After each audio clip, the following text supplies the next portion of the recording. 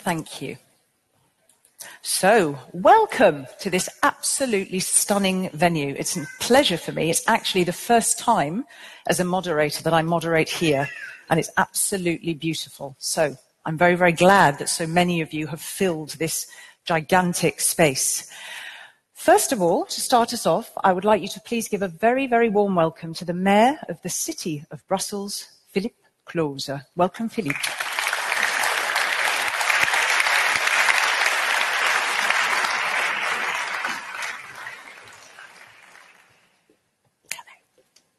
Nice to meet you. Voilà, mesdames et messieurs. Ladies and gentlemen, to start with, I wish you a warm welcome. It's a delightful place here, Beaux-Arts. It's about all the cultures. The Reine Elisabeth is going to be organized here, and this room is absolutely amazing. And I must admit that I'm always as impressed. It's lovely. The 21st century, today, the majority of the population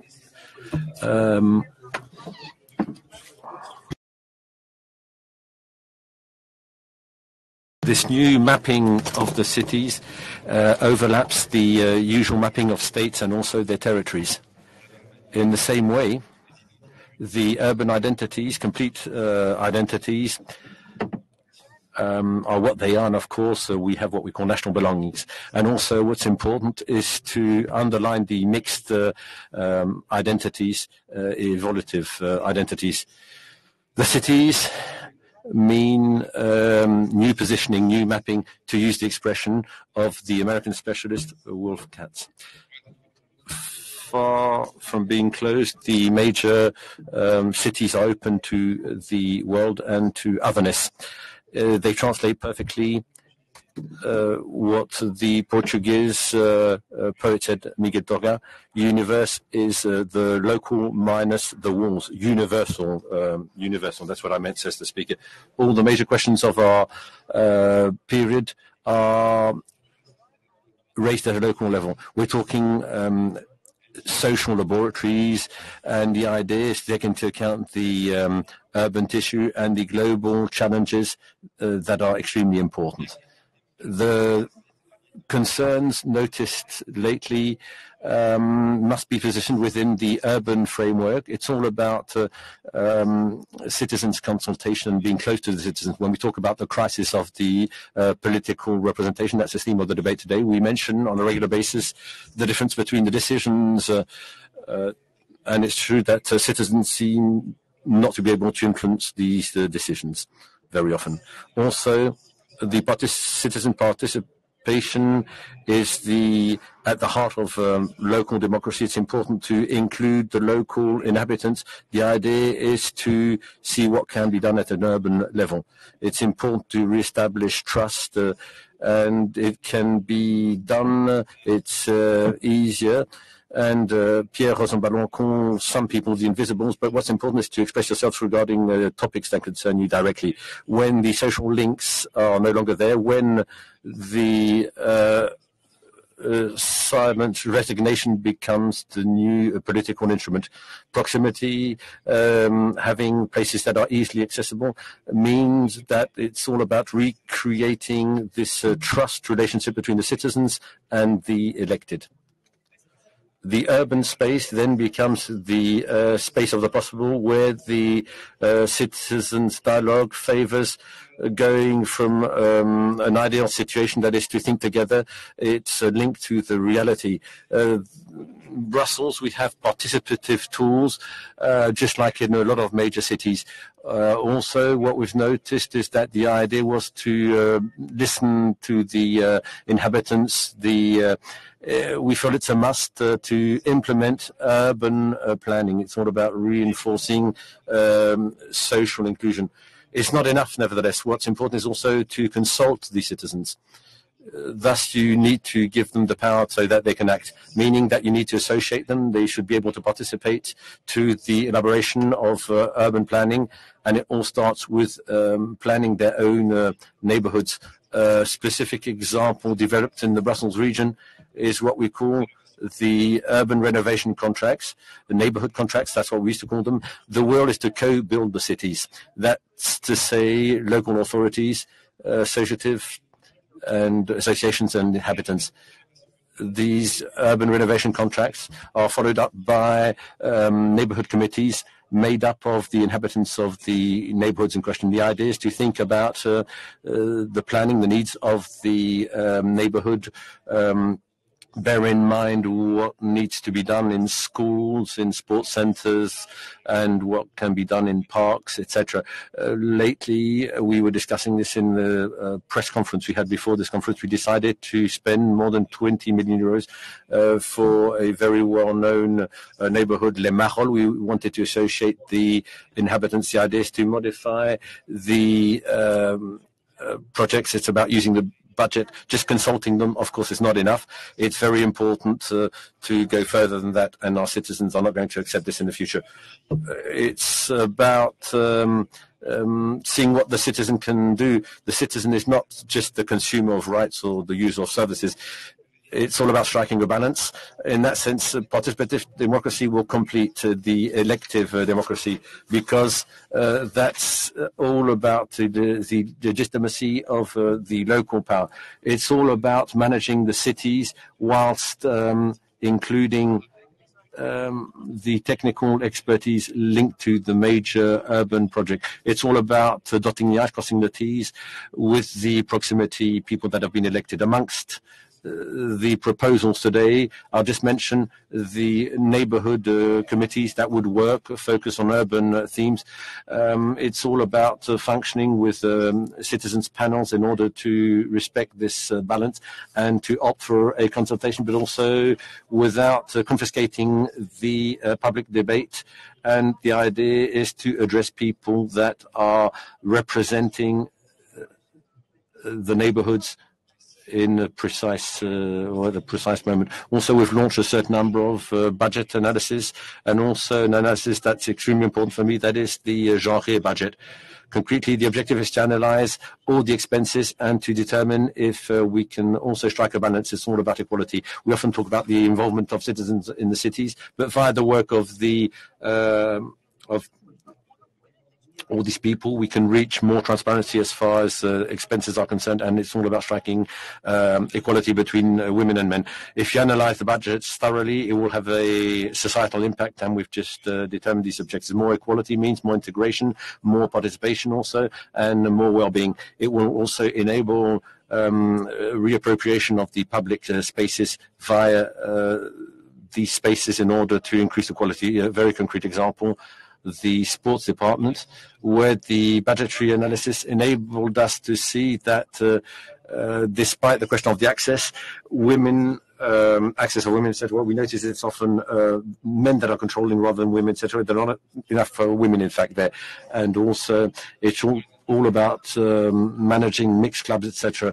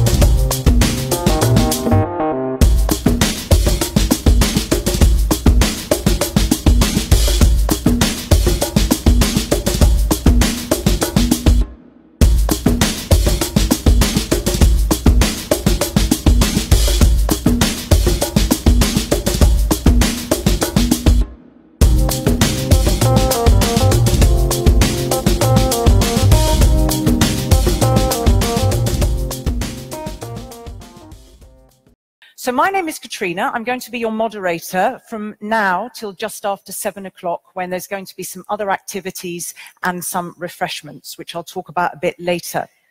Between now and then, I'm going to engage with 6 very, very diverse, fabulously brainy panelists on a very vast issue. So I'm going to narrow down that, because the issue really is, as you saw from the video, changing politics. But that's huge. So let's just get to the nuts and bolts of what we're going to discuss tonight. We're going to discuss participatory democracy. In other words, how we can maximize the participation of citizens in the public decisions that are meaningful to them, relevant to them, that affect their lives. I think Philippe referred to co-creation, but also made a very relevant point that it's not just about consulting citizens. That's one thing. It's also giving them the avenues and the opportunities to act, okay? The critical starting point is that cities provide this fantastic link with citizens, so they are absolutely crucial also in helping to shape the future of Europe. We're just ahead of the European Parliament elections. It doesn't need me to tell you that this is a really critical time for the EU. It needs to really reaffirm its legitimacy in the face of a lot of skepticism. It needs to really reconnect with its citizens. So in this context, what we're suggesting is that if citizens at city level are driving their own futures, this can have a really positive, significant impact on the decisions that are taken at European level.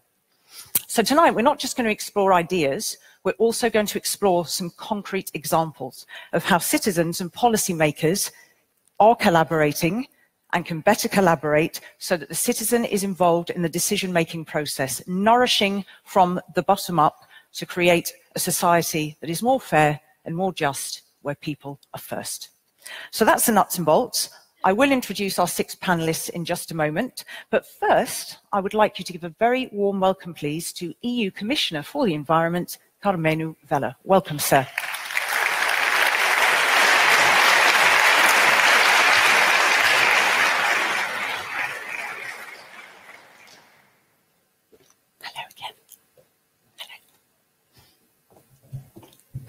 Thank you very much, Katrina, and a very good evening to all, dear mayors, dear distinguished guests.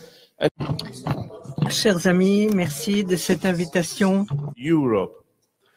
I would like to start tonight with a simple question, a very simple question. What makes a city? Is it its size, its reputation, its beauty, or is it its people? We have all had conversation with our friends after, for example, they have been on a city break. They may mention food, they may mention a favorite building or an unforgettable sight.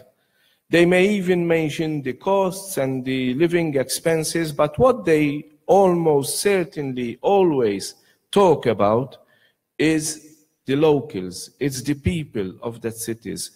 What the locals were like, whether they are usefully super friendly or shockingly unfriendly.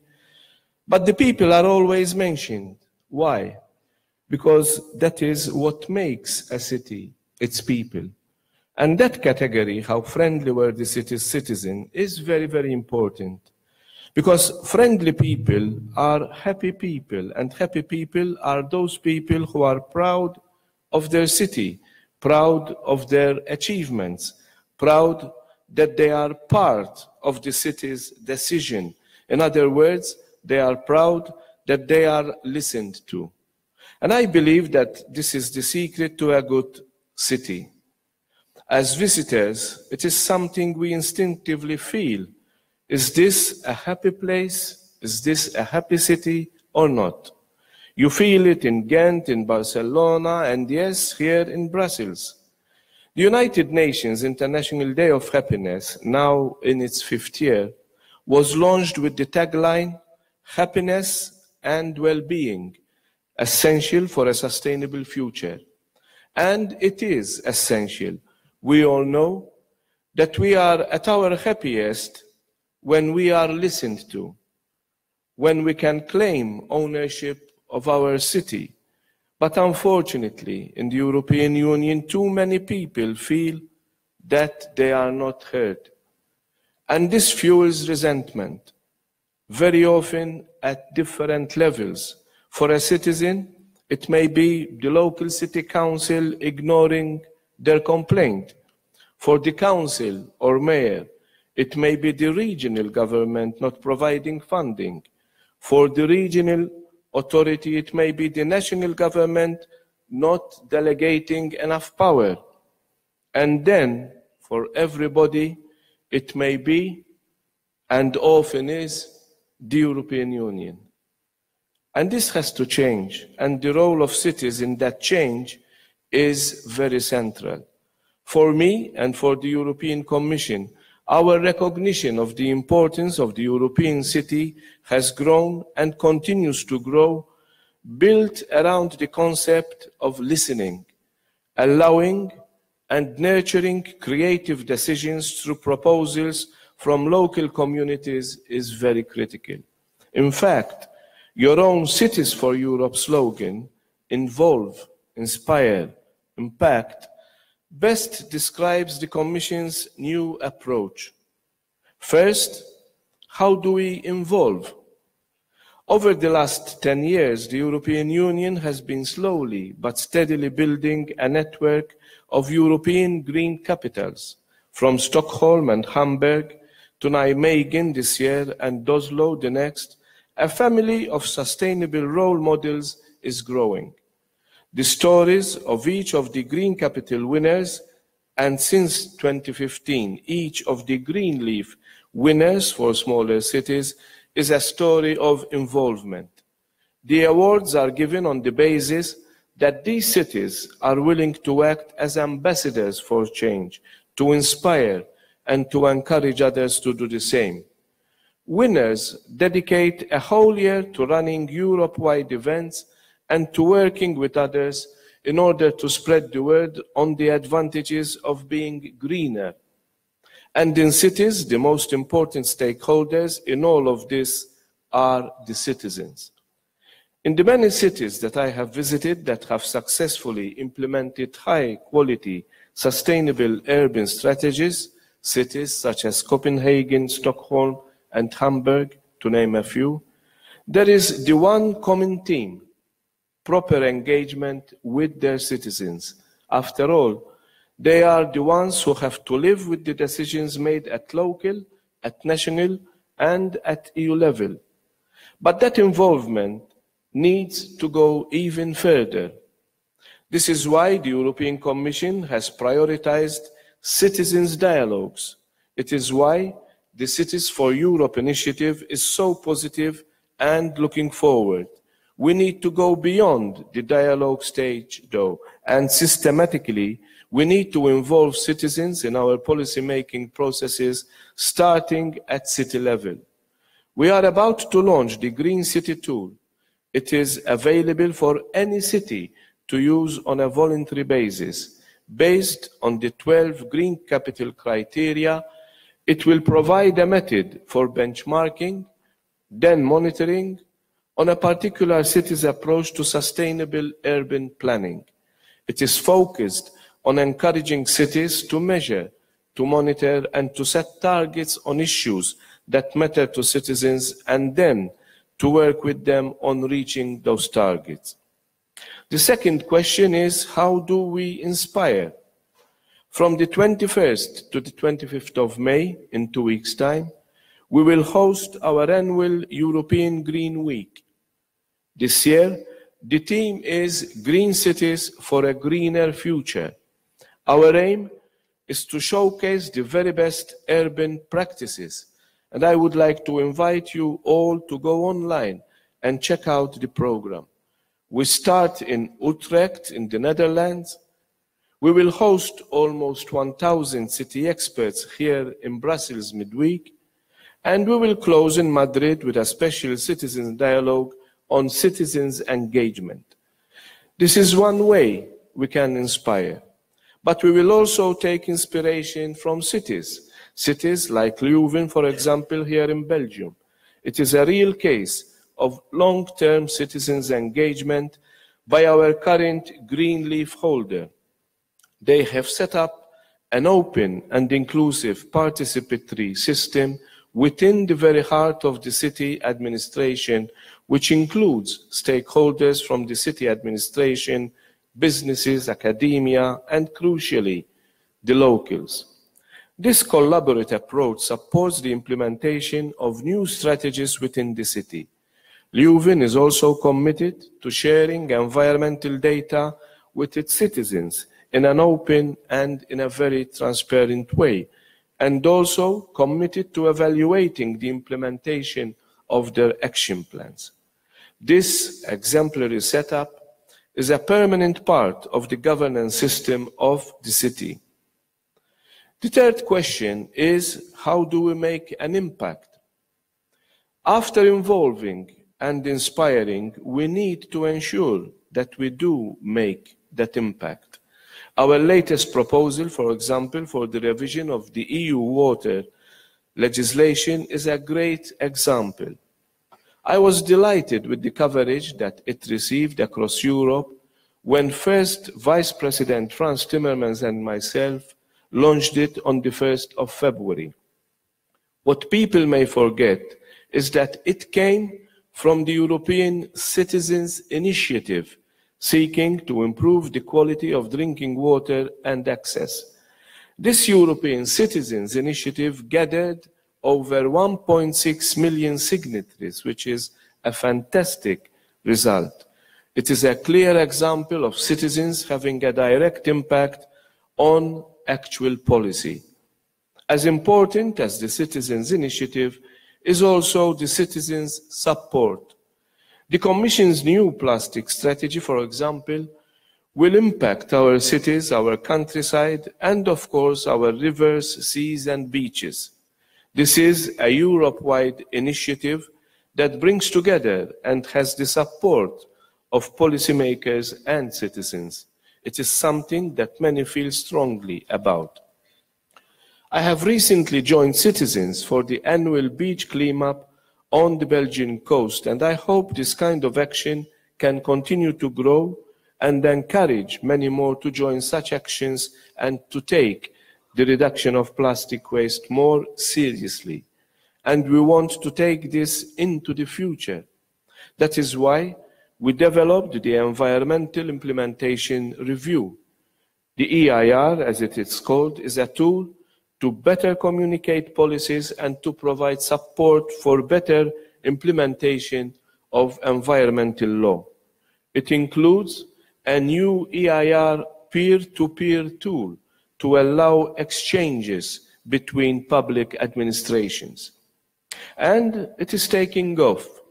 In February this year, the city of Galway organized a workshop bringing together the Greenleaf cities using this new tool to discuss urban waste management. So that is how I think we can involve, inspire, and impact. I am certain that you have other thoughts and that you have other ideas.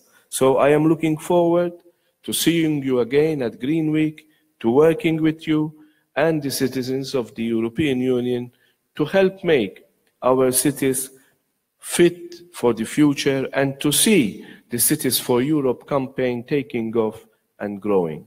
And now it is time for me to listen and to take note of your comments and ideas. Thank you very much. Thank you, Catherine.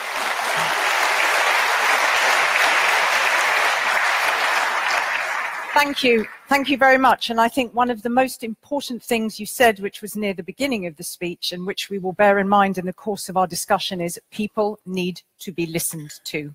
My own personal philosophy that we risk going to hell in a handcart, as the English say, is we don't know how to do that anymore. And from that, we learn to compromise better. From that, we learn to, well, co-create, put in place solutions that people accept and can move forward with, and we all feel we're a part of. But that's for discussion with my panelists. Shall we meet those panelists? We have 6 of them. So please get your hands ready to applaud 6 times. Our first panelist has been an MEP since 2009 in the Progressive Alliance of Socialists and Democrats, actively involved in COP21, very much in shaping the EP position. He is also president of the PS group in Lille Métropole, an advisor on Europe there. And helpfully, For the purpose of these discussions, he's also a former mayor. Could you give a very warm welcome to MEP Gilles Pargneaux, please?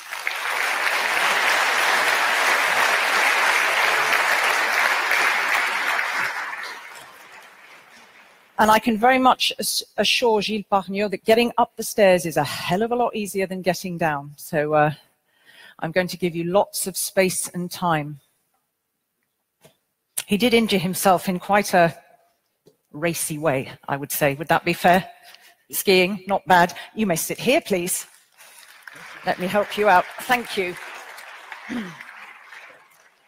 That is for you, sir. So, our next panelist is director of a non-profit organisation which offers a multidisciplinary arts centre and training in wood and metal construction and catering for those who need that training to find jobs and to get access to the labour market, work and exhibition spaces for visual artists, and also importantly, it develops projects in Brussels public spaces and neighbourhoods that really connect people, creative media, artistic disciplines, and start that cycle of reflection and action. So please give a very, very warm welcome to the director of Recyclar, Ingrid Pequier. Where are you?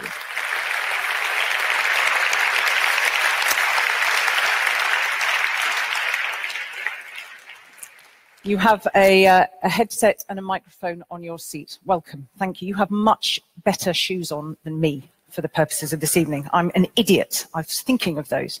So our next panelist is a professor of sociology at Columbia University in LSE. She's known for her work on globalization and international human migration.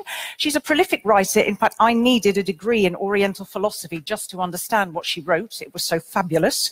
She's a recipient of many awards and a supporter of DM25, which is a pan-European cross-border movement of Democrats, which was launched in 2015. Please give a warm welcome to Saskia Sassen.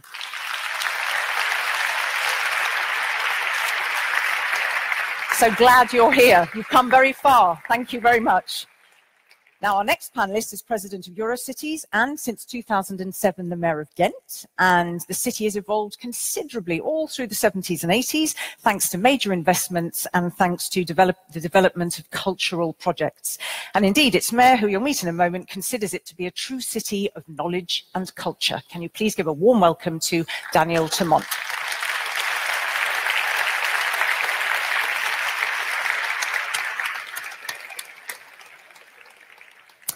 Our penultimate panelist is a Belgian director of photography who launched his career as a director with a debut film called The Day God Walked Away. The film was a winner in several top international film festivals and also took home 6 Magritte Awards. And his second feature film, Insiriated, a very nerve-wracking study of life in Damascus, also won the Audience Award at the 2017 Berlinale. So he's always got a project in the pipeline or on release. Please give a very, very warm welcome to Philippe van Leeuwen. Thank you.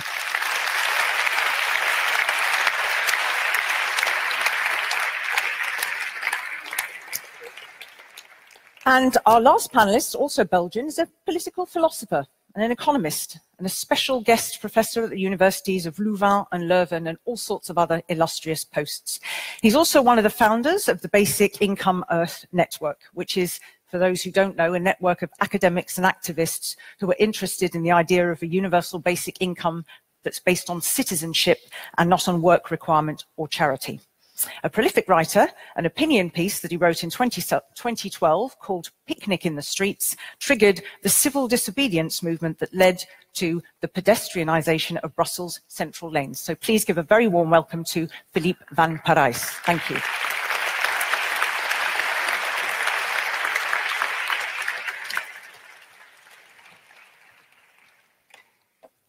So you have the longest walk, sir. But I think you have the longest intro, so that's okay. That matches.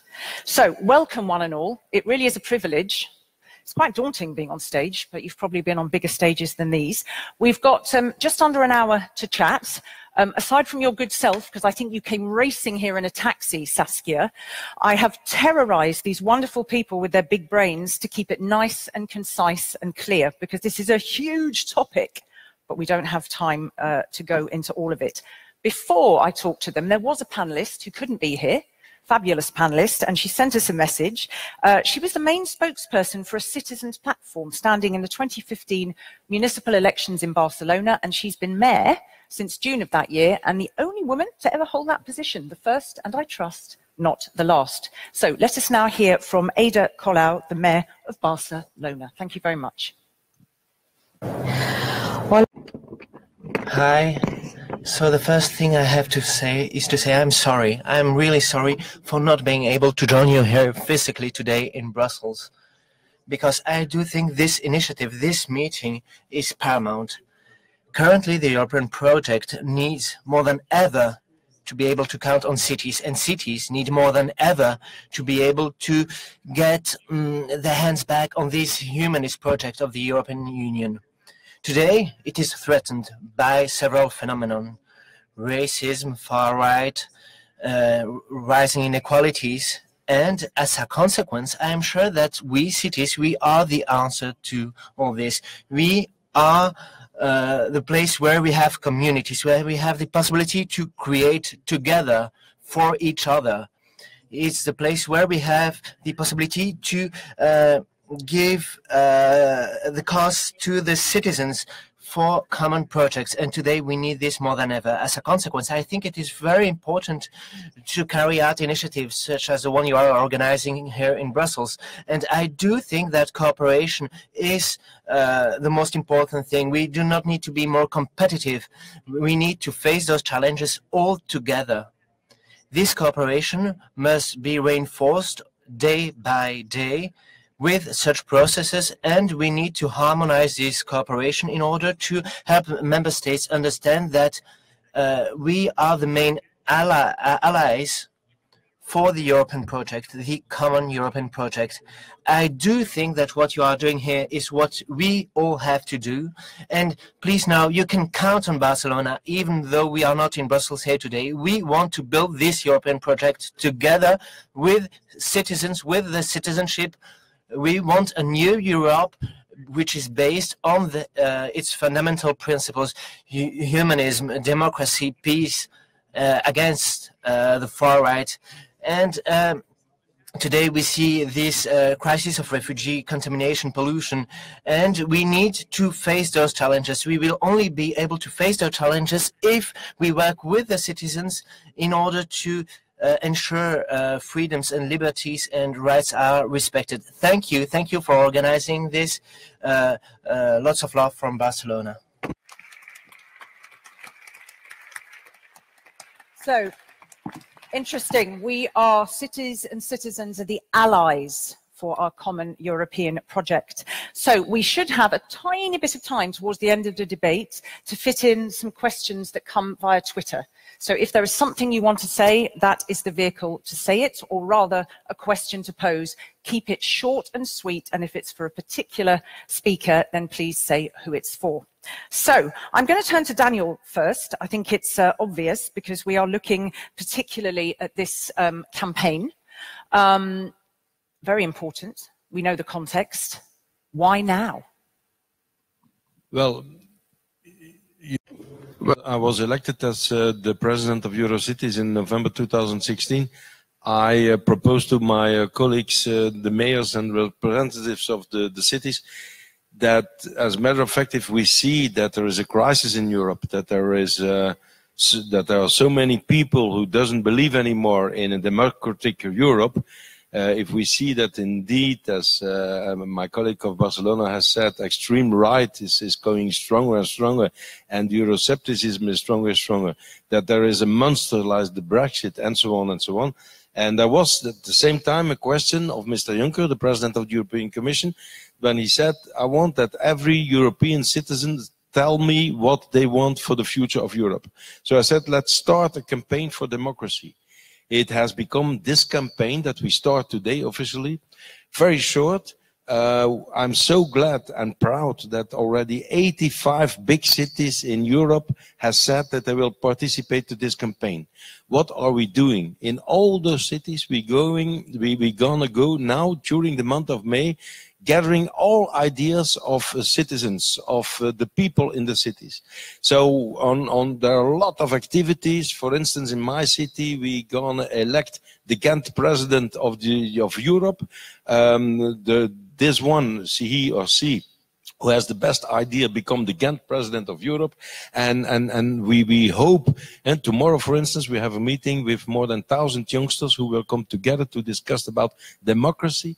So all kind of activities in all those cities, all those ideas, we try to put them together during the summer. And in November, we have in Edinburgh, ladies and gentlemen, in Edinburgh, in Frank? Edinburgh, don't forget it.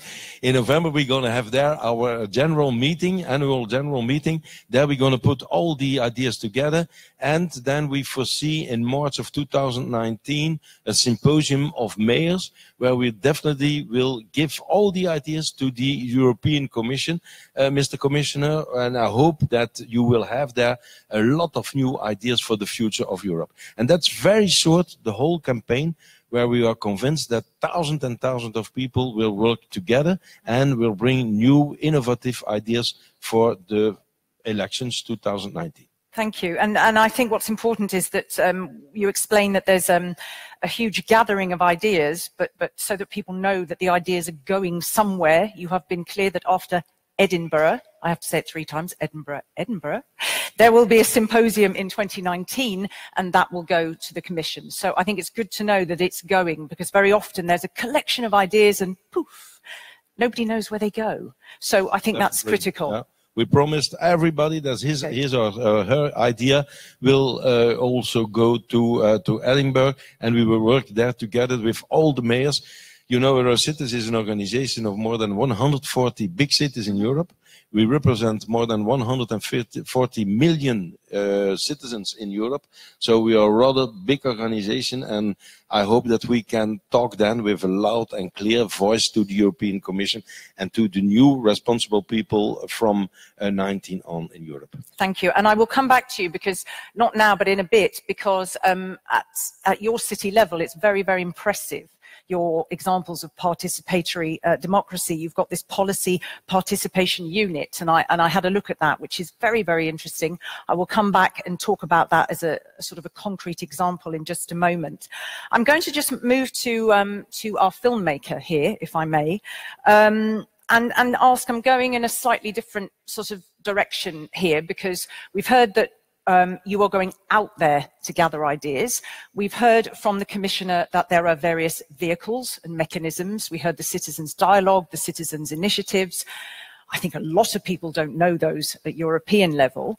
Have you got any thoughts from your own experience, particularly with the content of your last film, Insiriated, you know, the refugee side? What stops people moving to action? What is that sort of alchemy between awareness and action? Well, it's a little bit complicated for me to start off like this, but then I'm going to try to answer your question. When the film was first presented in Berlin a year ago, and ever since in every cities where I've been able to go, what I gathered from the audience was this empathy that the film creates with the situation of refugees here in Europe. And that was really something that I hadn't foreseen, because I was mostly talking about people being trapped in their apartment, inside their apartment in Damascus. But then eventually what the film brought was an open window on a situation for which there were no explanations, really. And it seemed like we had all this flux of refugees coming in from Syria or elsewhere, but not really knowing what pushed them on the roads. And so the film gave some kind of understanding to that. And then obviously I'm not naive, and I know that the people coming to see a film like mine obviously are already in some kind of sympathy with the Syrian people.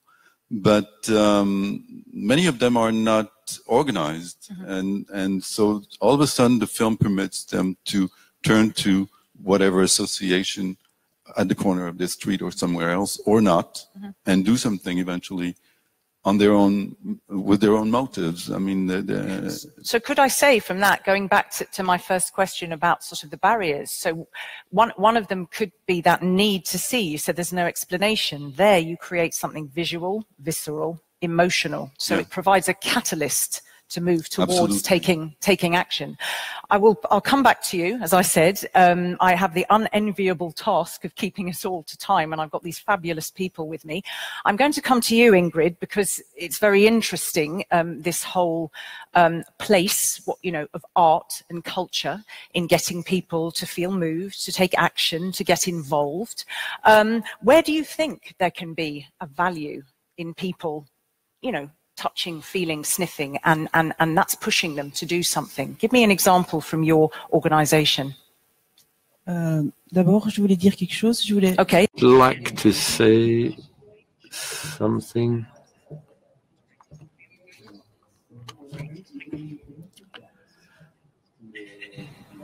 Good evening.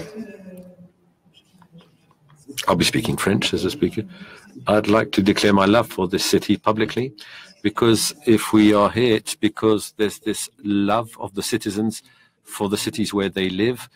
And moreover, I'll give a concrete example. And also I'd like to say that the work we try to do, we try to create relationships, relations, links. You need to listen to people. And we do this with two concrete means.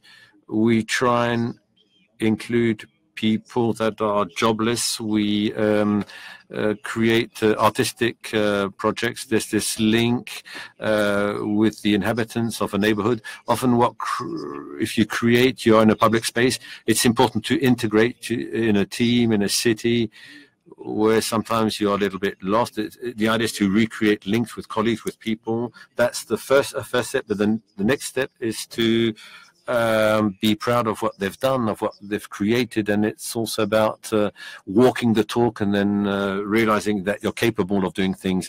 You install something, installing art in public spaces always triggers a lot of emotions. It triggers discussions also.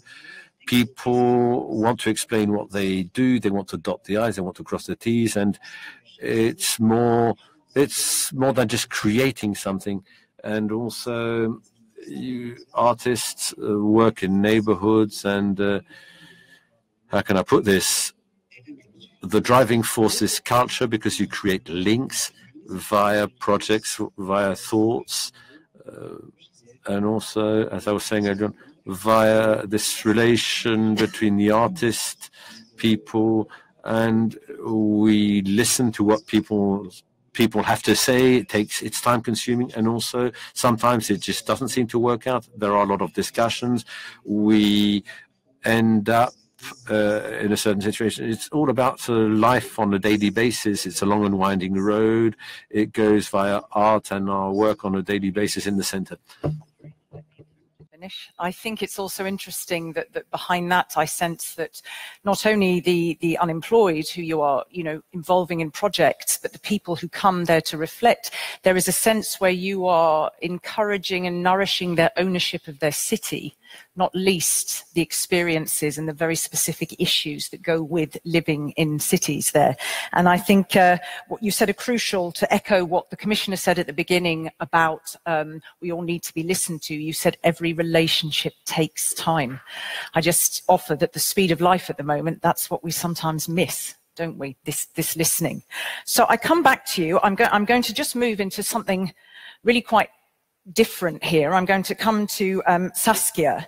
Now I'm just going to, I hope that I'm not going to quote you, but I hope I articulate well enough what you talk about. You've written a lot about the unbundling of national as a spatial unit and the rescaling of strategic territories and the emergence of global cities.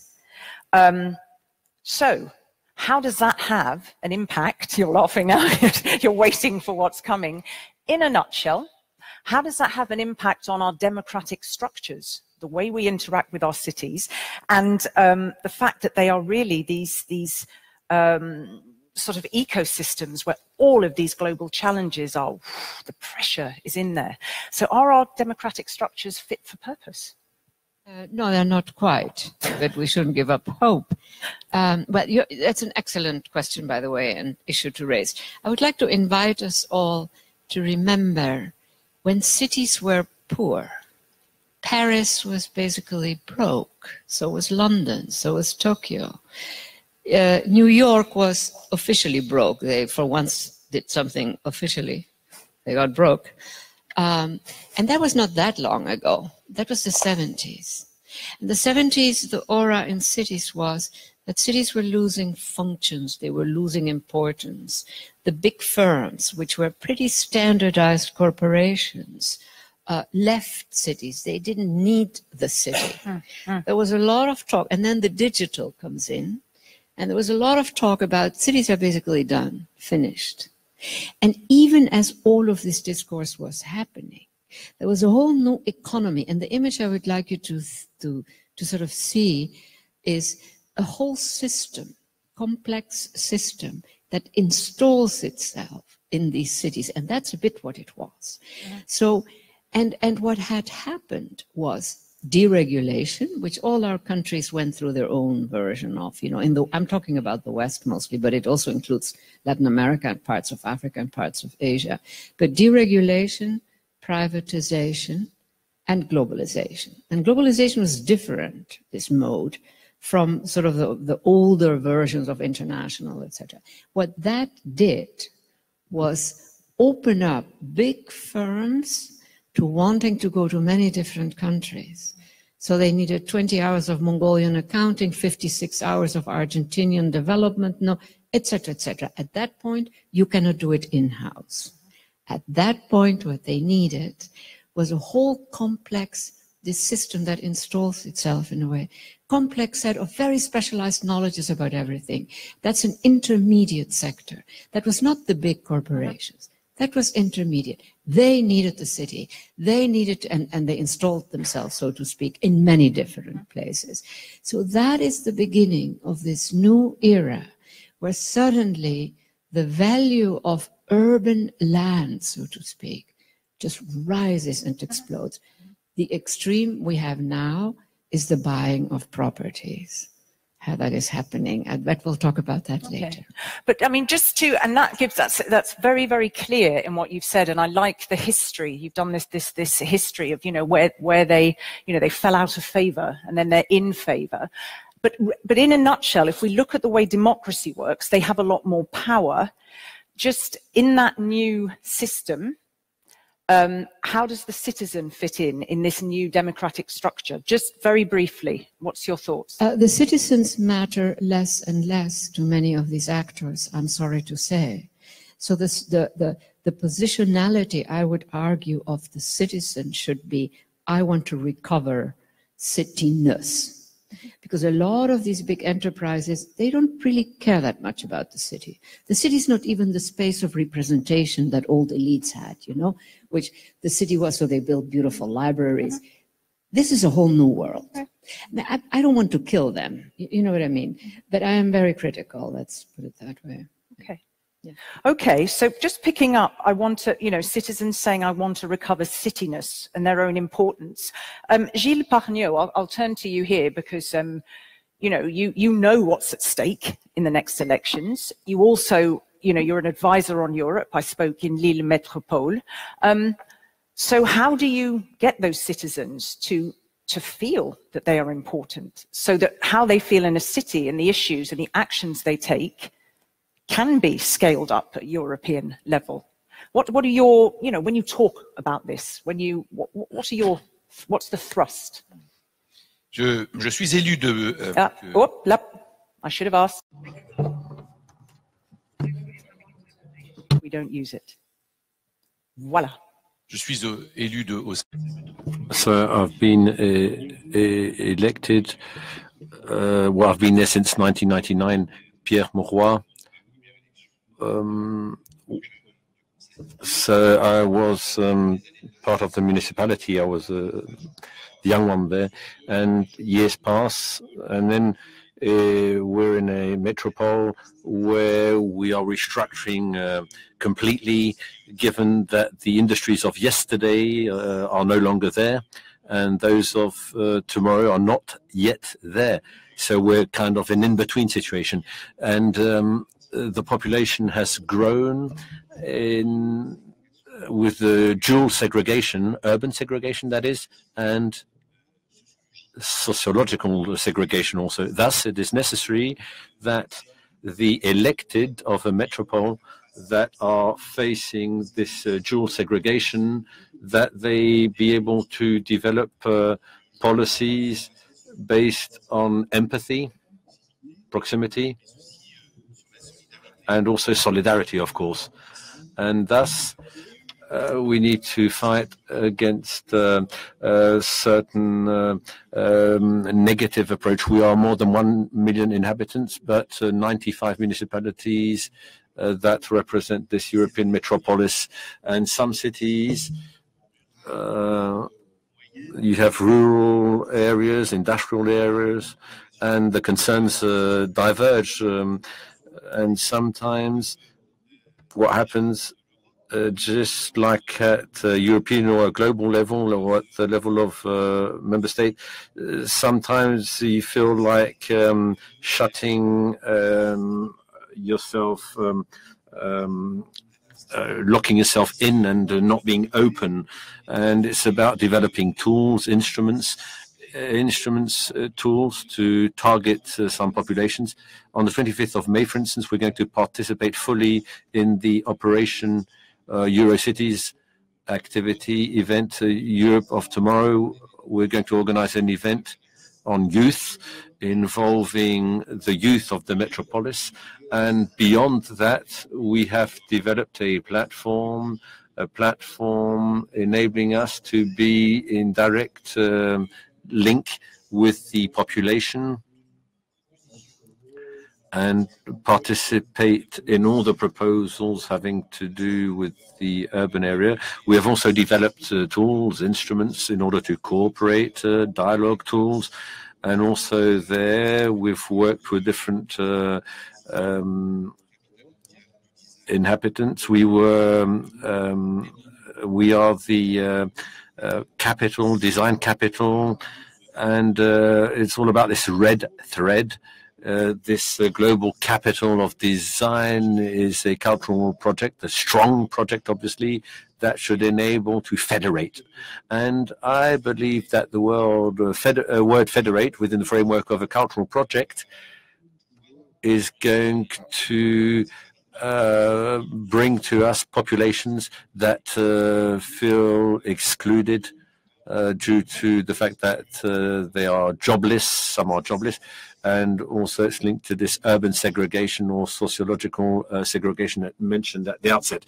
Therefore, that's why beyond the instruments we have, it's also important to think about these instruments, tools to enable better cooperation.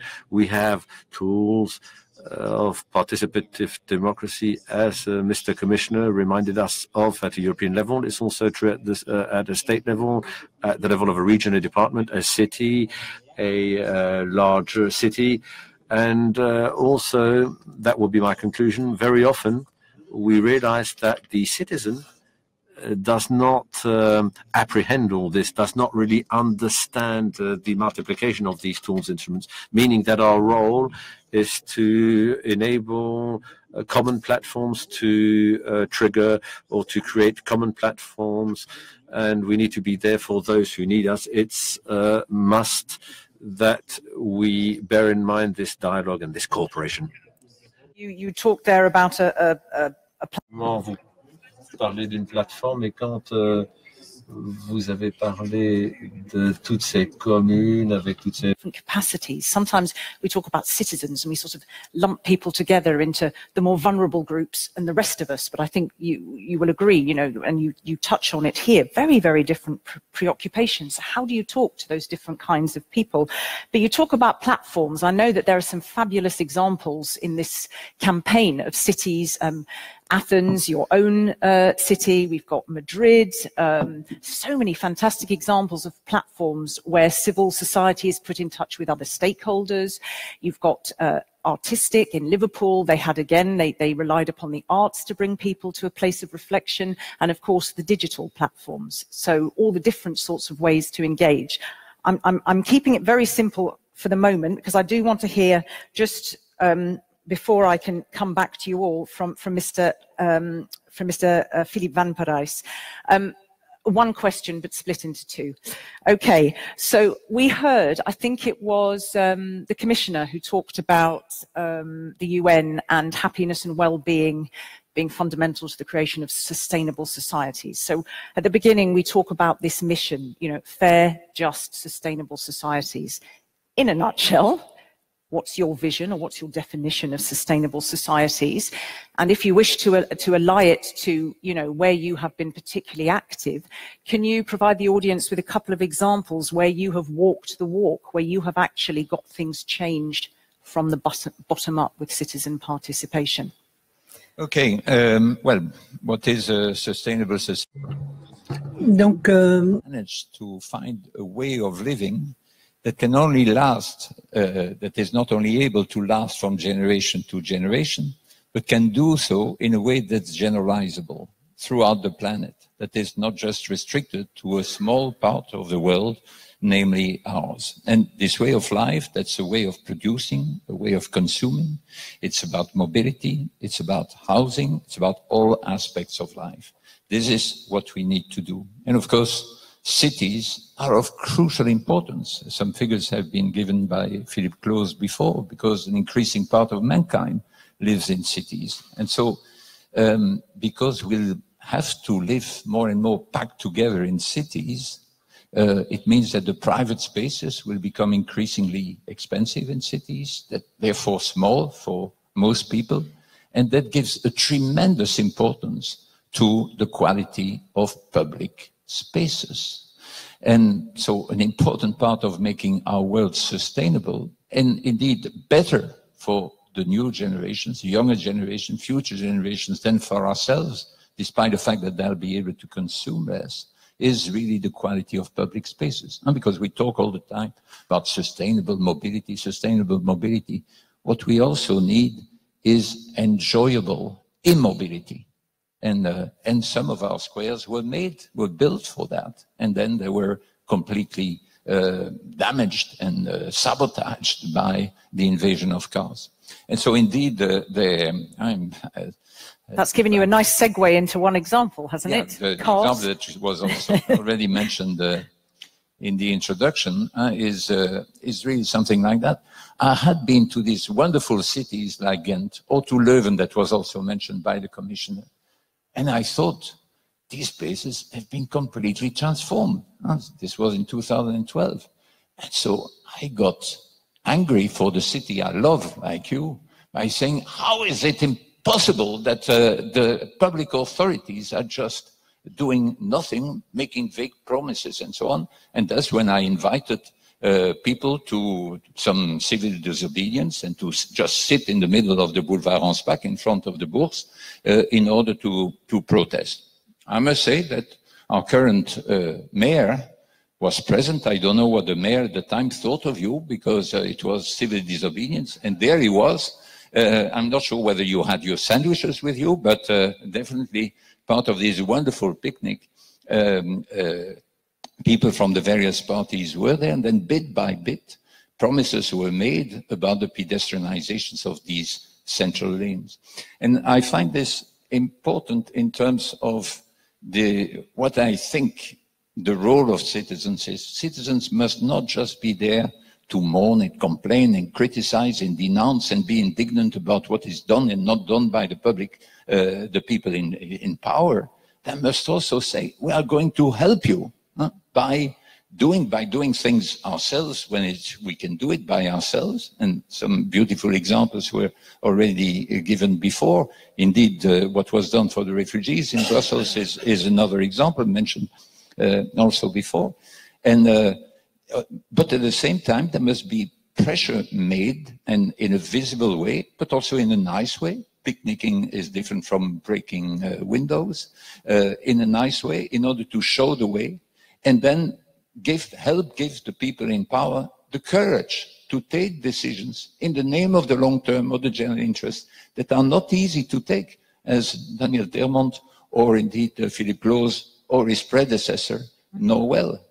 That is, it okay. is. I think. Well, I'm glad you. I'm going to. I won't take another example now, only because I'm just conscious. I have 5 minutes before I have to turn to these lovely ladies. But I think it's very. It's not often you hear that. And when we chatted on the phone, you said, there is, that actually. There is an obligation to nourish and support policymakers so they understand what is required. And we also looked at sort of the obligation for engagement. And I just want to ask this relationship, not just criticizing politicians, but kind of what can I do? Just really in a nutshell, is there any thoughts that you have maybe making reference to this participation that you have in Ghent for that relationship? Because there's a lot of, on both sides, I think politicians are wary of their citizens and vice versa. So what have you seen with what you've put into place in your city with that relationship? Well, of course, we have also a lot of people who complain. We, for instance, those from Belgium know it, and even in Europe it's known. We set down a new circulation plan, mobility plan in our city. We make the whole total city center car-free, totally. We divided the city in 6 pieces, and they cannot drive anymore with their car from one piece to the other. So they has to use the ring. That's very briefly a totally new way of life that brings us to a totally new city. So that means that they have, some have reasons to complain, of course, but a lot of them are also very happy because now they have some jeans in the street, the children can play in the street, they have some place. I always say those iron boxes are not anymore in the way. The children can play, they can run, they can do what they want. I give this example because we are in a totally other way, and we will develop. I will be very short, but I give you one example that everybody will recognize. 10 years ago, when you go to the neighborhood and you want to renew the neighborhood, or you want to have a new neighborhood, then you come with your engineers, and the engineers all explain, ladies and gentlemen, look to the picture. We're going to organize it like this, and they're going to be that, and they're going to be that, and so on. And then in the public, they may say, yes, but can it be that? That's finished. This kind of policy is finished. Now you have to go to the people with a white paper, give them a pen, let them sign what they want, and especially the children. Let the children sign themselves what they want, because a society who is good for his children is a society who is good for everybody. And a city who is good for his children is a city who is very livable and sustainable for everyone. And that's the reason, that's the philosophy where we're working with. So we try also, I can give you 100 examples what we are doing, from civil budget to civil cabinet on the mobility, to neighborhood in the lead, and so on and so on. All kinds of projects that we are doing for the citizens. And I'm going to conclude with one thing, and remember my words, I have said it already 2-3 times. I am convinced that in 10, 15 years, maybe 20 years, the decisions will not be taken anymore in the city hall by the mayor and the vice mayor, but will be taken in the streets by the people. And that is the mayor and the vice mayors has to be there to write down what the people want, and to take them indeed to confirm the decisions of the people. I'm so convinced that we have to search and to be innovative for new ways of democracy. And that's what we're trying to do with this campaign. Okay, thank you. I will come to you in a moment, ladies. Just bear with me, because the critical sort of what is also on the table here is the fact that, as you so eloquently articulate, you're very close to citizens. You have a moral obligation to keep them engaged, to make sure they are part of it, whether it's through crowdsourcing, participatory budget, whether it's allowing them to see how it functions, how decisions are made, voting on certain decisions, how's the budget sent. It's very complex at EU level. Are you nervous for 2019? I mean, I really personally, not the EU story, but how do you feel about those elections coming up? Because clearly from Brexit, we see that people don't get it enough. Me, as somebody who's run EU campaigns for 10 years, thinks that there is a lot of stuff going out there. What's missing? What are you guys going to do before the elections to connect better? Je suis un partisan de l'Union européenne et nous. I'm in favor of the European Union, obviously, and the idea will be to make sure that we can deal with the challenges. And what we need is this added value from the European Union. And at the same time, Mr. Commissioner,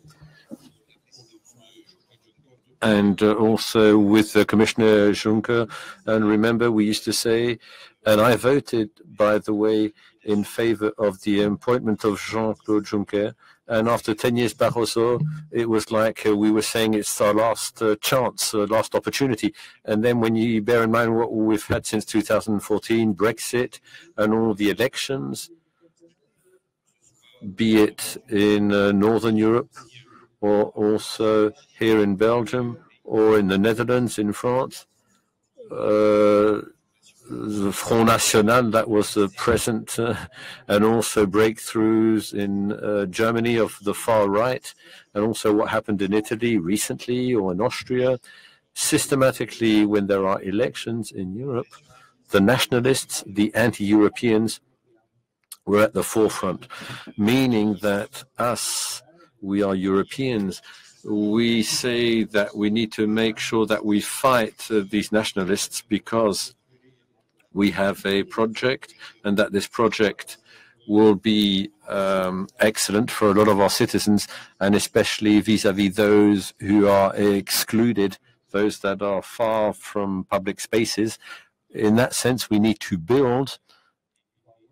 And the other day, I wrote an article where I said that it is close to midnight, so let's be very cautious. Before the next elections, European elections, end of May 2019, we need to resume our dialogue with the population. And you have the initiative of the French president, also the different member states, what they are going to do. They need to make sure that we kind of rebuild this European Union. If not, we're going to run straight into a brick wall.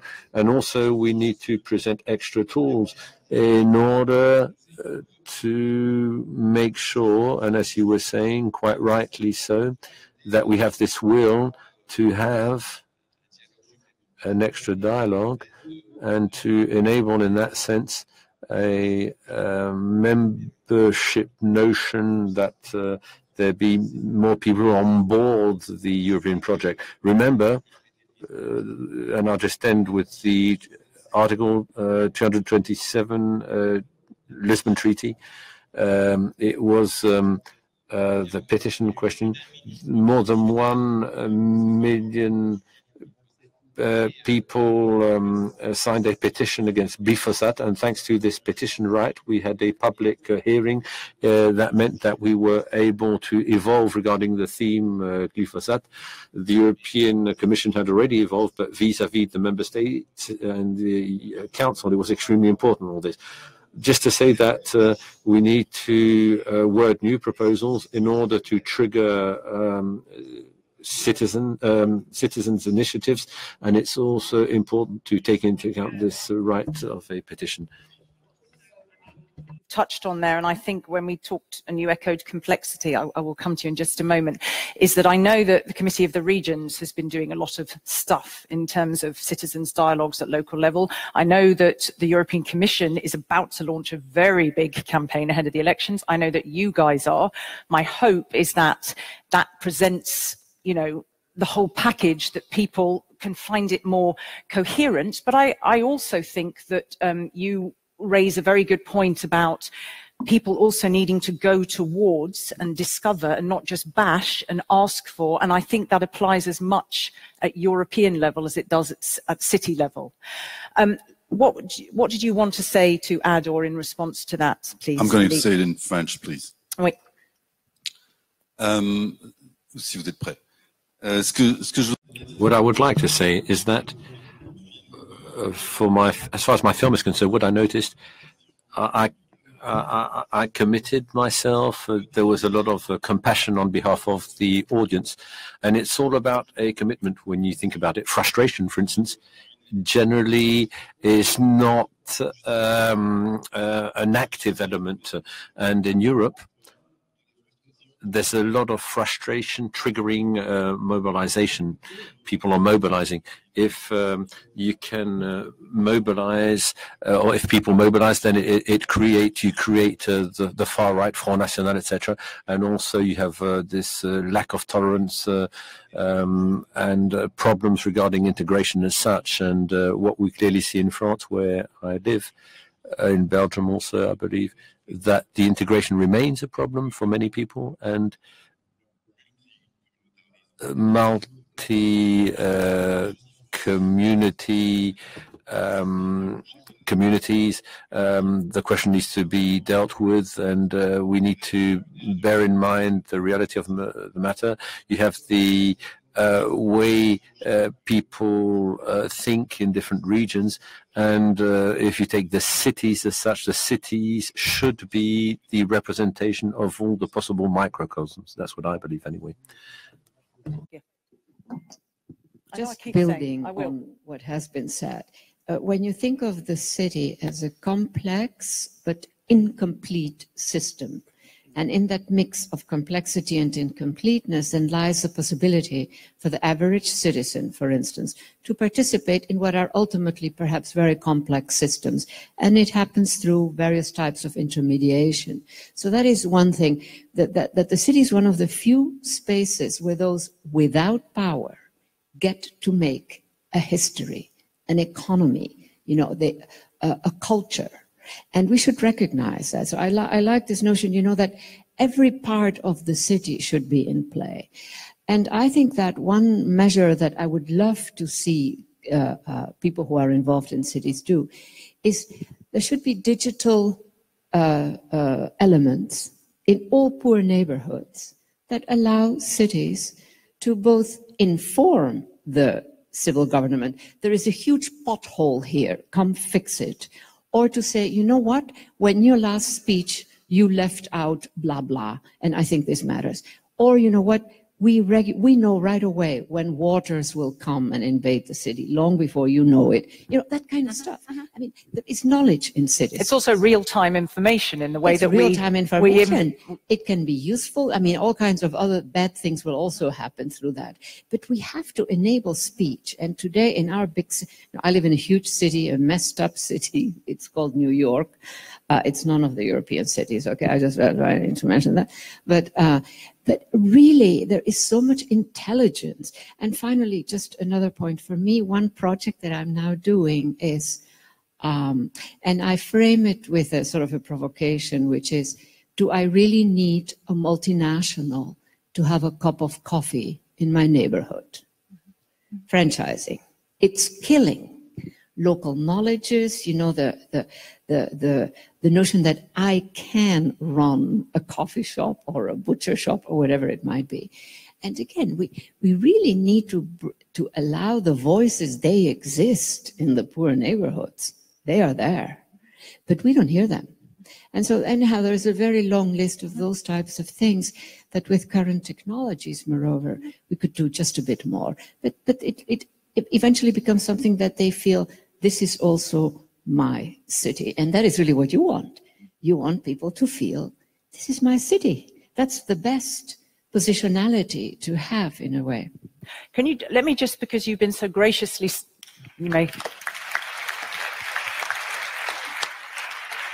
you've been so graciously silent, and you are very much on the ground with people. And I just want to come back to this issue here. So we talked about that real-time engagement to bring that relationship closer. So it really matters. This is the thing that pisses me off. And I think your comment about franchising it's an excellent one. It needs to be in this conversation.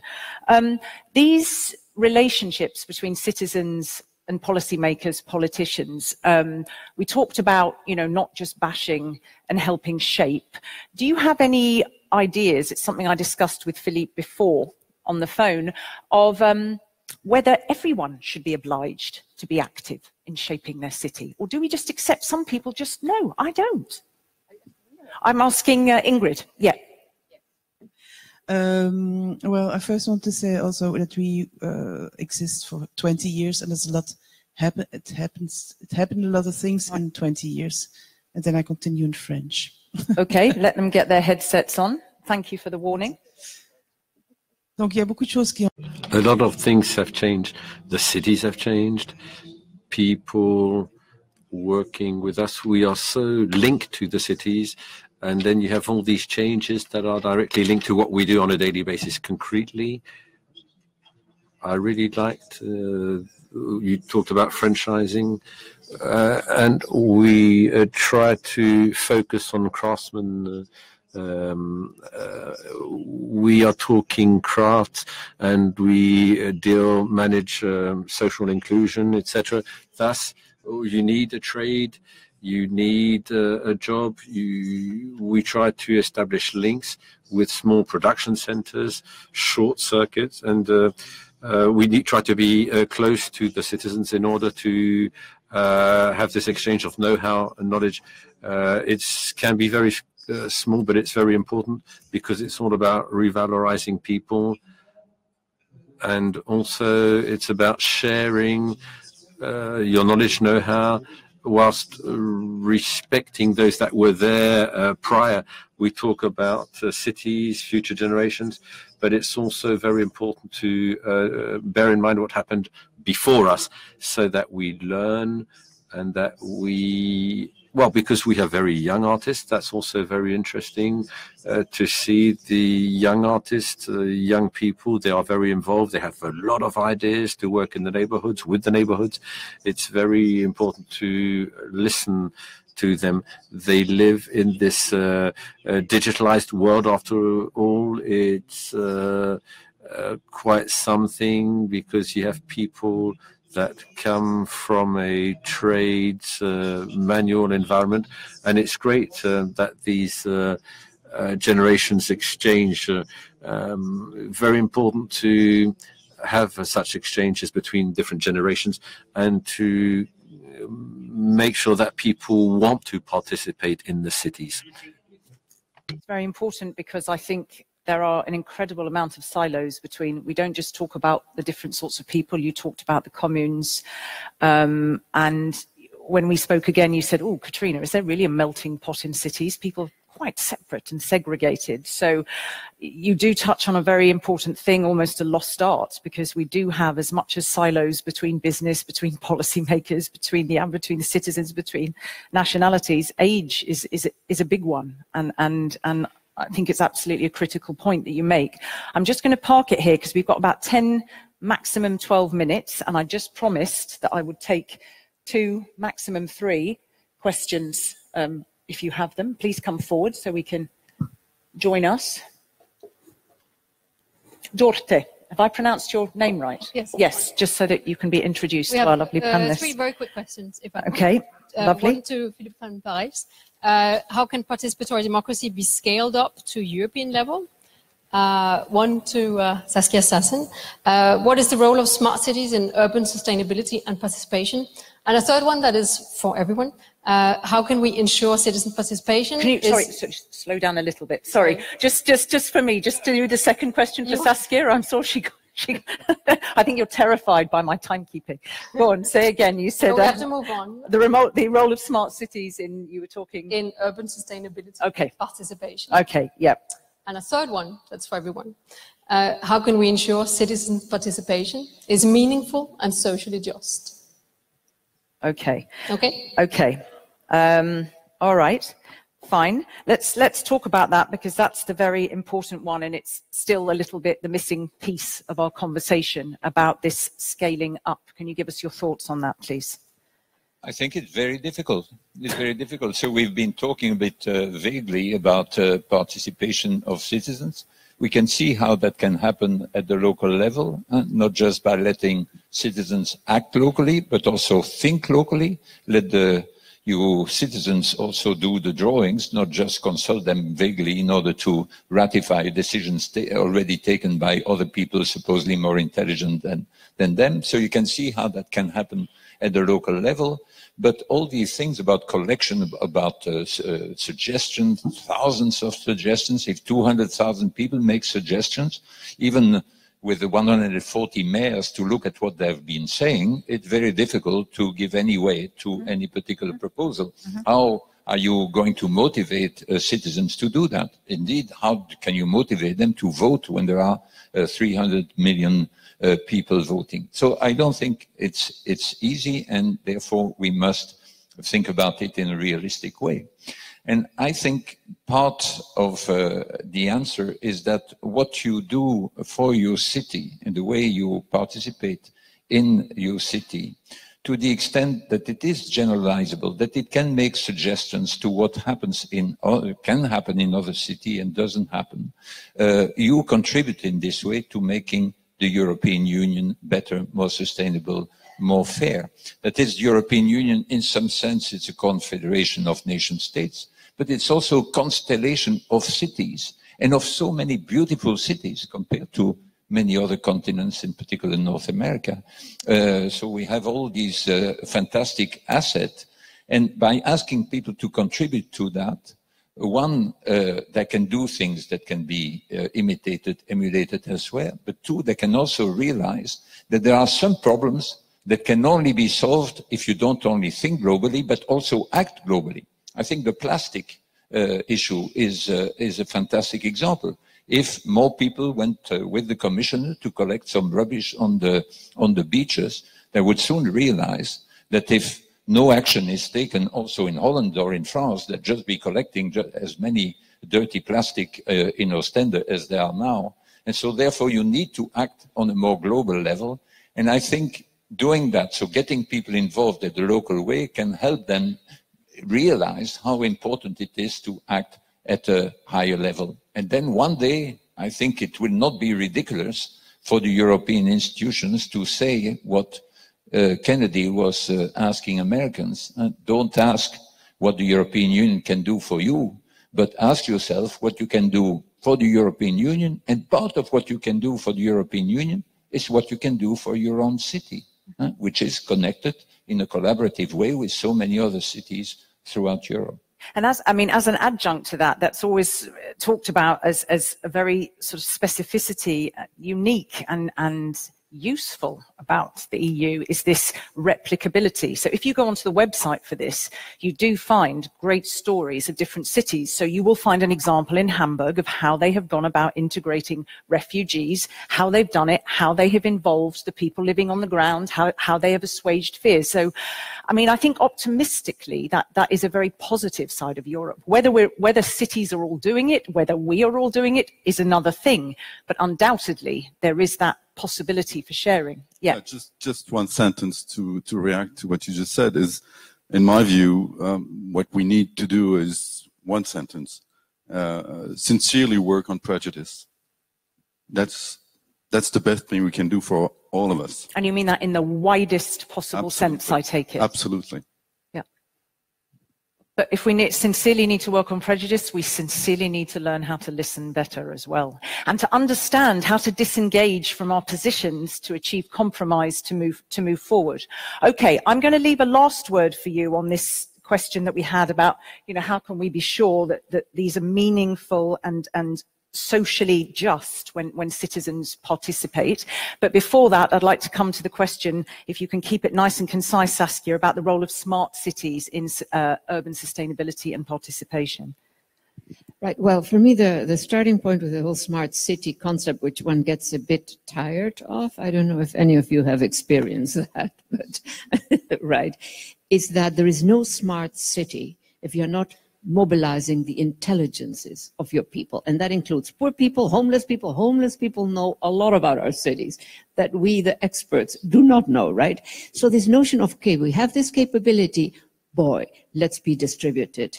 Let's make sure that everybody can join in. Now, you are right. You are going to get too many answers to act on. It doesn't matter, but you're mobilizing people.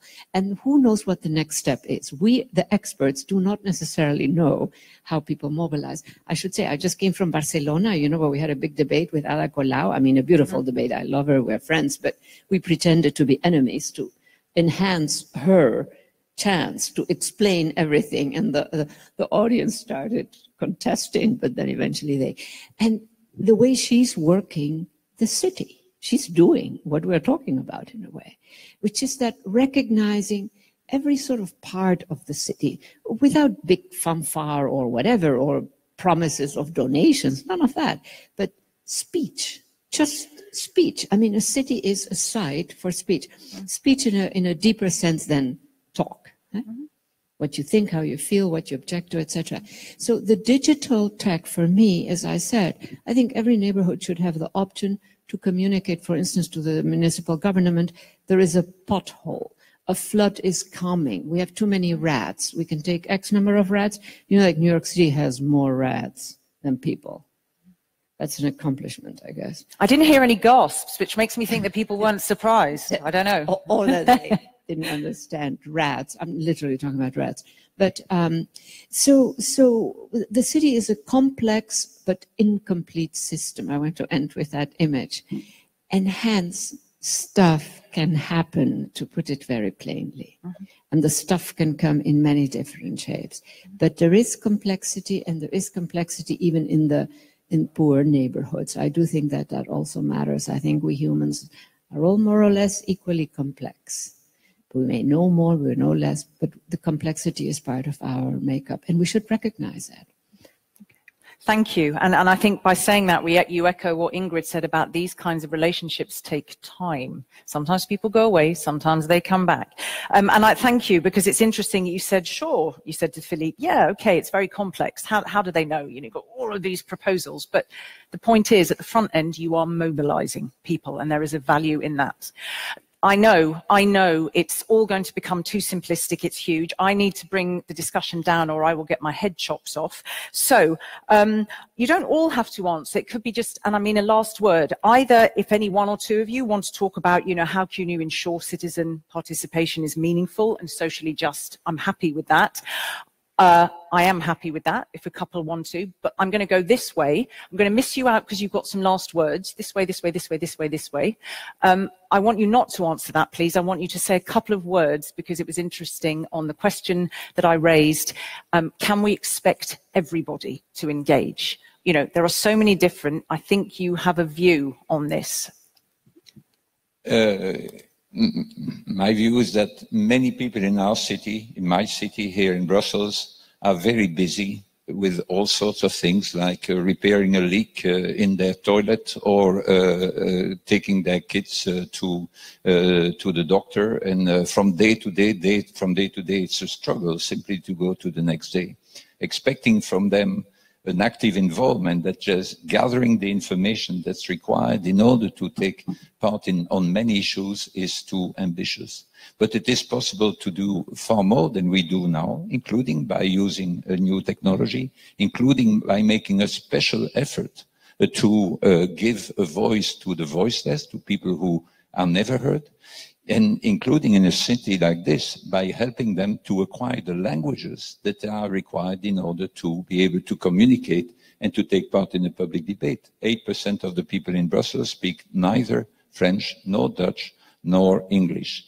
Otherwise, if we don't make these efforts, then listening to the streets, as Daniel Termont said earlier, we'll be listening to a very small proportion of the population if we don't make a constant effort in order to really to hear everyone. So we shouldn't be too ambitious, but we must be utopian. We must make, it's possible to make our cities far better than they currently are, and we must have ambitious objectives in order to do that, while keeping the feet on the floor and listening to the people in order to know how to make things better. And as you said, as we spoke earlier, not all of the people don't have to participate all of the time, but all of the people do need to participate some of the time. But we'll park that. You need to be more concise than that, okay? Because I'm going to get shot. And still, I want to hear from Daniel at the very end. So, do you want to answer that question that came on Twitter, or give a last word, something else? I don't remember the question. Okay, well, go for it. Just off you go. Well, just an example in Rwanda, every fourth Saturday of the month, there is what they call the Umuganda, and everyone participates in ordinary works on the street, like cleaning up, repairing something here, making a new bridge for this old lady because she cannot get out of her house anymore or whatever. And it really creates something that is very special because, of course, everyone knows one another, and then they all benefit from the work. It's a beautiful city, very clean and everything, and it's a very exemplary, I find. Mm-hmm. But I think all of these things where you're getting people, I mean, the Commissioner talked about cleaning up beaches. I mean, all of these things that are getting out there, touching, feeling. I mean, we talk about the digital world, but this literally being face-to-face and connecting is beyond important. Well, cleanliness is like art. Yeah. Somehow. I mean, in Flanders, we say, or they say, if it's neat, it's nice. Okay. It's pretty. Okay, I come to you, Saskia. Okay, this is a bit different. So I've been doing research on cities, and I'm looking at the top 100 cities that are the objects of desire of big investors. And we don't have the name of the investors.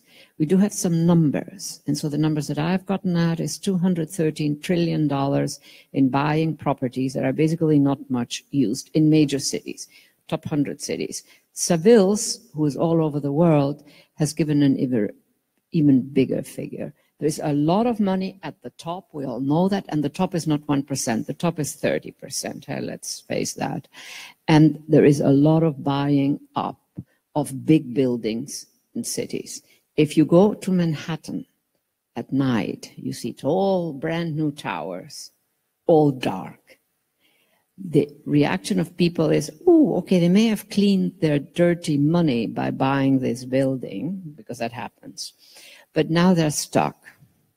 And what seems to be happening, it's actually happening, but it's not official, is that buildings are being used as if they were assets. Imagine a building is no longer a building. Through algorithmic mathematics, a building is made into a big field of materialities. So vast amounts of money are made by producing asset-backed securities. This is high finance, this is not microeconomics, and I'm sure some of you are very familiar with what I'm talking about.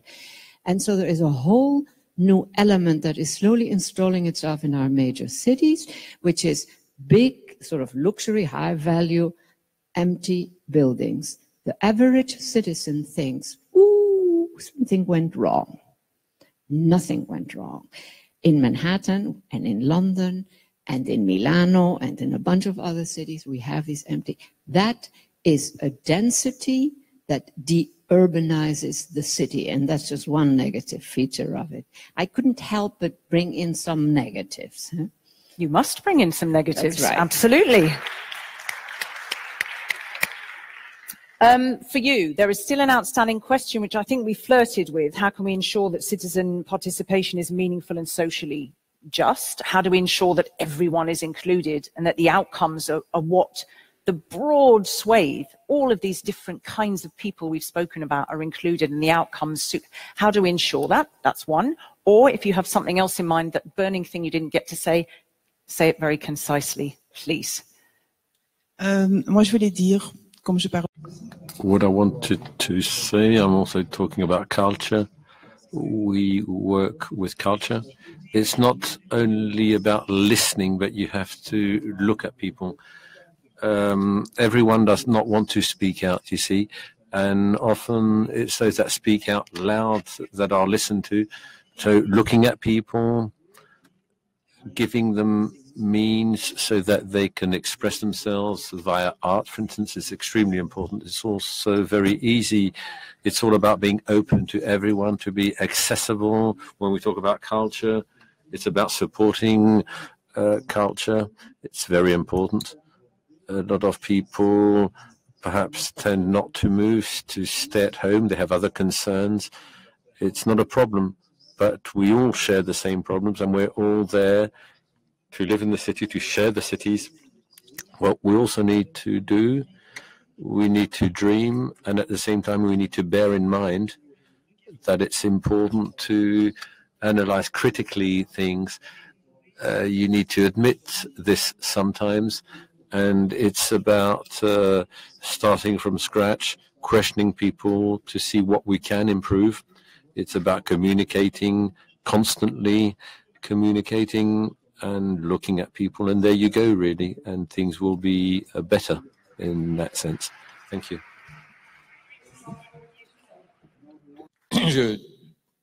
Première phrase. Small is not beautiful. Why am I saying this?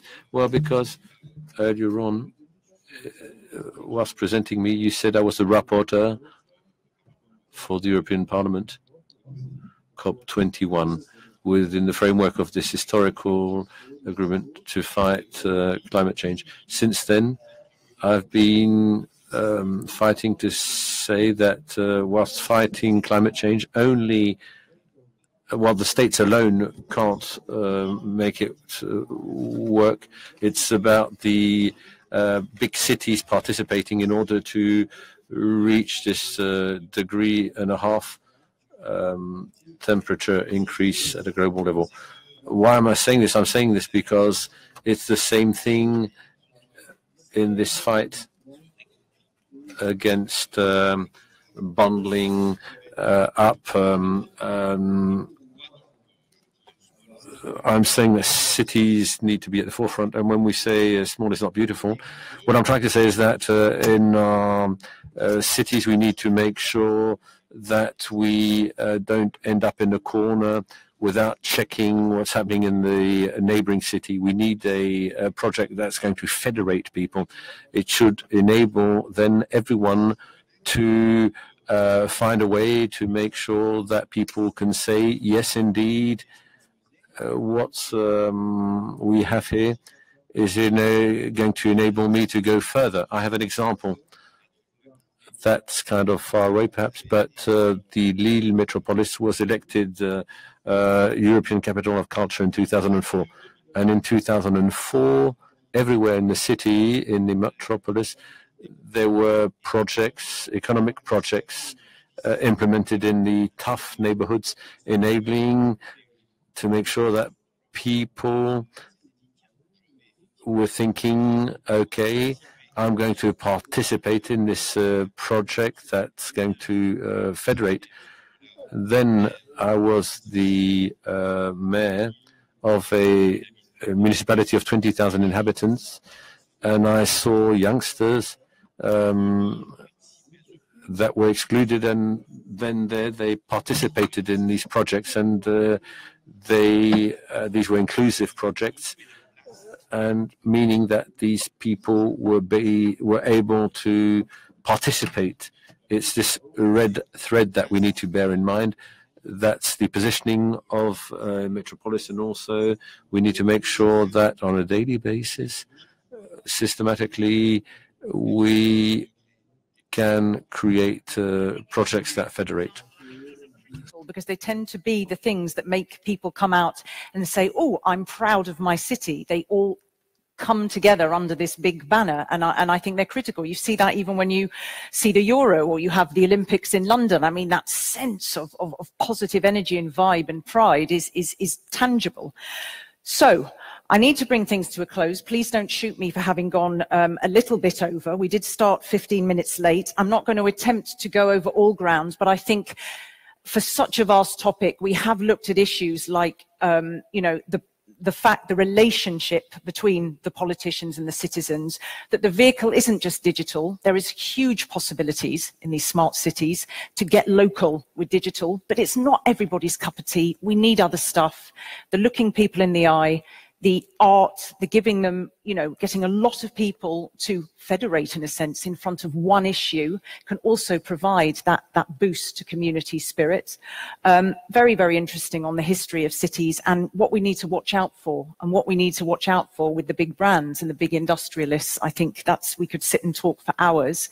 So I thank you very much. I know we have barely scraped the surface. I really appreciate your patience in being so brief. And I would like to ask Daniel for a moment. You can all stay with me, ladies and gentlemen, to say a few closing words, please. Thank you very much. Can you give my panelists a big round of applause?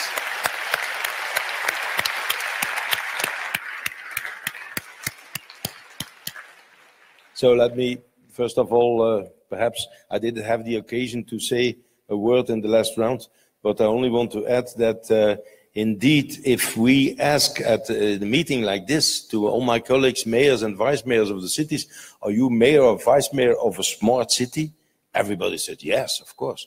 Nobody wants to be a mayor or vice mayor of a dumb city, of course, not. But are they smart cities? Huh? The new technology is very important, but it's not the aim. Huh? It's an enabler. And it's indeed what Saskia said. We always say, no, we don't say anymore that we are a smart city in Ghent. We say that when we have heard that our colleagues of Antwerp have said we are a city of things, I said directly, we are a city of people. We are not a smart city anymore, but we are a city of people. But anyhow, my closing statement is especially to our European Commissioner, Mr. Vella, and of course also a member of European Parliament, Mr. Pagnot. Please, gentlemen, take into account everything you have heard here in the scenarios you are developing for the future of Europe. Let me remind you very briefly that this Cities for Europe, Europe of Citizens campaign can really contribute to this. I believe very much in it. I think I'm looking forward to see the results of this. For the whole month of May this year, we will analyze all aspects of this campaign for new forms of democracy to elect the guiding principles and recommendations, which we will please to present, as I told you already, at our annual meeting from 28 to 30 November in Edinburgh, a symbolic location, as I said before. Remember this in your cohesion policy too, Mr. Commissioner, Mr. Member of Parliament. In cities, we give shape to your policy. It is the glue that keeps citizens and European institutions together, the cement that binds the house. It is the principle of solidarity coming to life. And that is why, Mr. Commissioner, I am so worried about the proposal cuts with 5 or 6% of the cohesion funding in Europeans' next budget.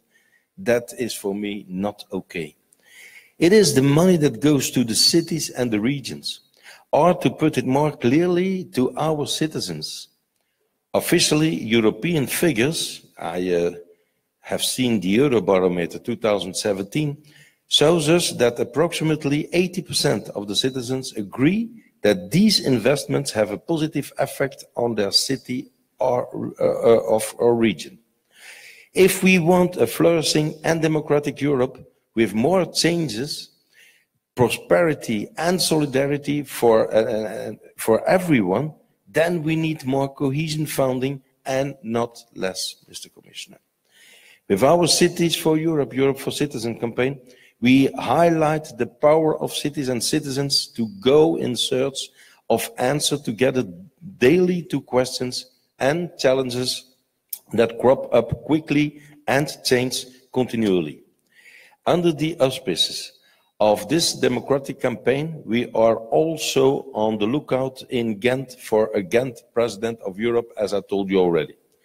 Now, the 6th of June, we invite you all in Ghent and the Ghent residents to this real election evening to come and champion their idea for a better Europe. With this, we bring Europe to citizens and vice versa.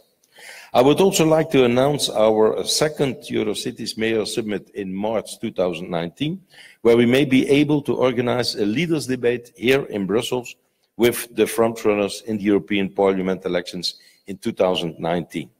As I mentioned before, ladies and gentlemen, the 85 cities in our Eurocities campaign are dedicated to exploring new avenues to make a bright future for every citizen.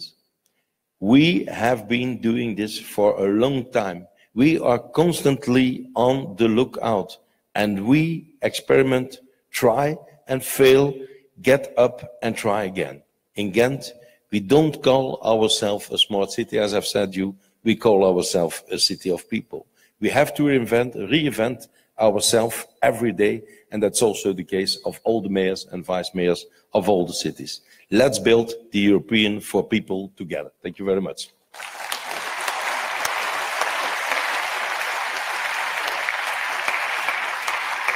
Thank you very much. So I will just say I really, really hope that you all individually take something away from this evening that inspires you, that encourages further conversation, encourages you to take action. You might have flirted with something, you didn't actually feel like getting engaged. Go and visit Recyclar. Make sure that you watch this gentleman's fine film. Go and sit down and eat a sandwich in the pedestrianised area that's en cours. Don't go and visit any of the talk. Do go and visit New York, just steer clear of the rats. And do read what Saskia, because I laughed at the beginning, said I needed an encyclopedia, but it's absolutely fascinating. So do read what she writes and do get involved in Europe in terms of the upcoming elections. Find out more. Don't do what the Brits did and then, you know this, social media rocked up the next day after the vote, what is Europe for? Don't do that afterwards. So I hope that we're good. That concludes this part of the evening. I'll release you in just a moment. Just 2 instructions about what comes next. Some of you are going to the City Hall debate, so you need to go to the buses that are waiting at the front of the entrance, and those who are joining later need to be at the registration desk from about 8:15. For the rest of you, you need to go to the Horta Hall. It's on the ground floor, so there's food, there's drinks, there's music there. There's also new works of art by Belgian street artist Bonhomme, and a special art installation too from the Beaux-Arts New Generations Festival, which is coming up, which opens on 9th of May. So thank you very much for coming. Thank you for being such attentive listeners. Thank you to the interpreters. Thank you to Beaux-Arts. Thank you very much to Brussels City. Thank you to the campaign partners for their support. Thank you very much, all of you. I wish you a very good evening and a very safe trip home.